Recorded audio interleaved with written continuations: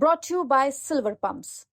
Top quality और consistent performance के लिए सिर्फ सिल्वर पंप नाम याद रखना। आपके व्यक्ति की स्वतंत्रता किसी दूसरे पर व्यक्तिगत प्रहार करने के लिए नहीं हो सकती है। दुर्भाग्य है कि कुछ लोगों ने देश का चीरहरण करना, विभाजन की खाई को और चौड़ी करने के लिए इस अभिव्यक्ति की स्वतंत्रता को अपना जन्मसिद्ध अधिकार मान लिया है। कॉमेडियन कुणाल कामरा को लेकर उत्तर प्रदेश के मुख्यमंत्री योगी आदित्यनाथ ने जवाब दिया। दरअसल एक टीजर सामने आया है जो एक इंटरव्यू का टीजर है। एएनआई एजेंसी इंटरव्यू कर रही है। उसमें योगी आदित्यनाथ से जब कुणाल कामरा को लेकर सवाल पूछा गया कि महाराष्ट्र में एक कॉमेडियन ने वहां के उप मुख्यमंत्री एकनाथ शिंदे को लेकर कुछ कमेंट किया जिस पर विवाद हो गया, तो उसको लेकर योगी आदित्यनाथ ने जवाब दिया। योगी आदित्यनाथ ने कहा कि अभिव्यक्ति की स्वतंत्रता का मतलब ये नहीं है कि आप किसी पर व्यक्तिगत हमला करें। कुछ लोग देश में खाई बढ़ाने के लिए ऐसा कर रहे हैं। एक कॉमेडियन जो है महाराष्ट्र में, उन्होंने संविधान को दिखाया और कहा इस संविधान से मुझे अभिव्यक्ति की आज़ादी मिलती है। आपके अभिव्यक्ति की स्वतंत्रता किसी दूसरे पर व्यक्तिगत प्रहार करने के लिए नहीं हो सकती है।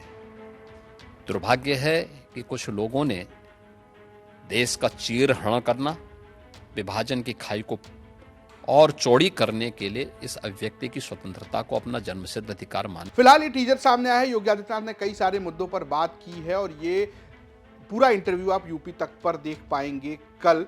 लेकिन अगर हम बात करें कुणाल कामरा की, तो कुणाल कामरा इस वक्त खूब चर्चा में है, कॉमेडियन है। उनका एक नया वीडियो आया है और उस कॉमेडी वीडियो में उन्होंने बहुत सारे मुद्दों पर बातचीत की है। उन्होंने अंबानी परिवार की शादी पर, महिंद्रा यानी कि आनंद महिंद्रा के ट्वीट्स पर, सुभा मूर्ति की कहानियों पर से लेकर राजनीतिक कई सारे पॉलिटिकल कमेंट किए हैं। अपनी कॉमेडी वीडियो में कई सारे व्यंग किए। उसमें उन्होंने एक गाना भी बनाया। उन्होंने एक गाना नहीं, उसमें कई सारे गाने बनाए हैं जो अलग अलग कैरेक्टर पर हैं। एक गाना जो है वो महाराष्ट्र के उप मुख्यमंत्री और पूर्व मुख्यमंत्री यानी कि जो पहले मुख्यमंत्री थे एकनाथ शिंदे, शिवसेना के मुखिया हैं।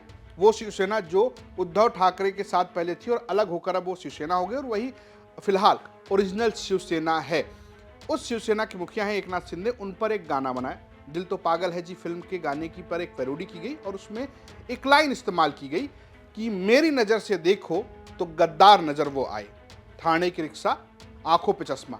ये गाने के बोल हैं, जिसको लेकर मुंबई में बवाल हो गया। हैबिटेट कॉमेडी सेंटर जहां पर उन्होंने ये वीडियो शूट किया था, वहां पर शिवसेना के समर्थक जो है, जो एकनाथ शिंदे के समर्थक हैं, वो चले गए। उन्होंने तोड़फोड़ की, बीएमसी का भी हथौड़ा चला और इसके बाद इस पर विवाद गहराता चला गया और शिवसेना ने ये मांग की कि कुणाल कामरा को इस पर माफी मांगनी चाहिए। यहां तक कि बीजेपी की सरकार जो महाराष्ट्र में है, उसके मुख्यमंत्री देवेंद्र फडणवीस ने भी सीधा कहा कि इस पर कानूनी कार्रवाई की जाएगी। हालांकि कुणाल कामरा अब भी इन सभी आरोपों के बीच अपने स्टैंड पर खड़े हैं। उन्होंने कहा कि मैं कोई माफी नहीं मांगूंगा। कुणाल कामरा ने एक पोस्ट किया, उस पोस्ट में वो लिखते हैं, मैं माफी नहीं मांगूंगा। मैंने ठीक वही किया जो अजीत पवार यानी कि प्रथम मुख्यमंत्री ने एकनाथ शिंदे दूसरे उप मुख्यमंत्री के बारे में कहा था। मैं इस भीड़ से नहीं डरता और मैं बिस्तर के नीचे छिपकर मामला शांत होने का इंतजार नहीं करूंगा। इंटरटेनमेंट वेन्यू महज एक प्लेटफॉर्म है, हर किस्म के शो का मंच है। हैबिटेट या कोई भी जगह मेरी कॉमेडी के लिए जिम्मेदार नहीं है और जो मैं कहता हूं या करता हूं उस पर उसका कोई अधिकार या नियंत्रण नहीं है, ना ही किसी और पार्टी का कोई अधिकार है। एक कॉमेडियन के कहे शब्दों के लिए किसी जगह को नुकसान पहुंचाना वैसे ही ना समझिए जैसे अगर आपको चिकन नहीं परोसा जाता तो आप टमाटर के ट्रक को पलट दें। बोलने और अभिव्यक्ति की आज़ादी का अधिकार केवल ताकतवर और धनी लोगों की चापलूसी के लिए इस्तेमाल नहीं किया जाना चाहिए। भले ही आज की मीडिया ने हमें ऐसा बताया हो, एक ताकतवर शख्सियत की कीमत पर एक मजाक को बर्दाश्त करने की आपकी अक्षमता मेरे अधिकारों की प्रकृति को नहीं बदलती।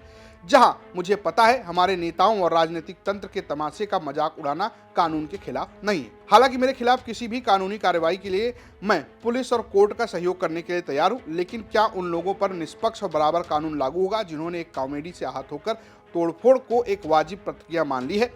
क्या बिना चुने हुए नगर निगम के सदस्यों पर लागू होगा जो आज बिना किसी पूर्व सूचना के हैबिटेट पर पहुंचे और हथौड़े से उस जगह को तोड़ डाला? शायद मेरा अगला वेन्यू अल्फिस्टन ब्रिज होगा या मुंबई की कोई और जगह जिसको ढहाने की सख्त जरूरत है। जो लोग मेरा नंबर लीक करने या लगातार मुझे कॉल करने में व्यस्त हैं, उनके लिए मुझे यकीन है कि आपको अब तक पता चल गया होगा कि अनजान कॉल से मेरे वॉइस मेल पे चले जा रहे हैं, जहां आपको वो गाना सुनाई देगा जिससे आपको नफरत है। इस तमाशे की ईमानदारी रिपोर्टिंग करें।